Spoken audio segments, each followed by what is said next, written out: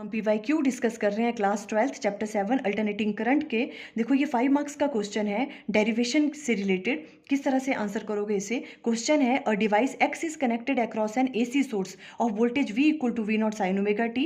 The current through X is given as I equal to I0 sine omega t plus pi by two. First part में ये पूछ रहे हैं identify the device X। देखो कोई device है जो AC सोर्स के साथ कनेक्ट किया हुआ है, हमें नहीं पता ये डिवाइस कौन सा है। हमें वोल्टेज की वैल्यू गिवन है V equal to V0 sine omega t और करंट की वैल्यू गिवन है I0 sine omega t plus pi by to.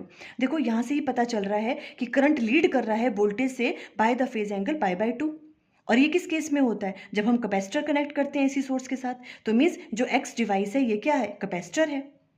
इसका आंसर आप इस तरह से राइट डाउन कर लोगे। फिर आपको एक्सप्रेशन फाइंड आउट करनी है रिएक्टेंस के लिए। मीन्स कैपेसिटिव रिएक्टेंस की वैल्यू की बात कर रहा है वो, तो XC इक्वल टू क्या होता है 1/ओमेगा C। ये चीज़ राइट डाउन कर लेना। ओमेगा एंगुलर फ्रिक्वेंसी होती है, C capacitance of a capacitor होता है। इस तरह से फिर इन्होंने क्या कहा है, देखो आपको क्या ड्रॉ करना है, वेव फॉर्म ड्रॉ करनी है, तो आप इस तरह से कर लोगे कैपेसिटिव सर्किट के लिए। फिर कि ये पूछ रहे हैं कि जो एक्स है रिएक्टेंस वो कैसे वेरी करती है फ्रीक्वेंसी के साथ। तो एक्स इक्वल टू होता है 1/ओमेगा C। ओमेगा को हम राइट डाउन कर सकते हैं 2πf। तो एक्स सी की वैल्यू आ जाएगी 1/2πf c। तो फ्रीक्वेंसी के साथ कैसे वेरी कर रहा है, वो इन्वर्सली वेरी कर रहा है।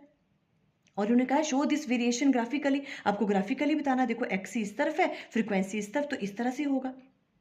फ्रीक्वेंसी के बढ़ने पे एक्सी की वैल्यू क्या हो रही है, कम, इन्वर्सली वेरी कर रहा है ये। ड्रॉ द फेजर डायग्राम आपको पूछा है तो आप इस तरह से ड्रॉ करोगे। For more previous years questions video का लिंक स्क्रीन पे आ रहा होगा। Thank you.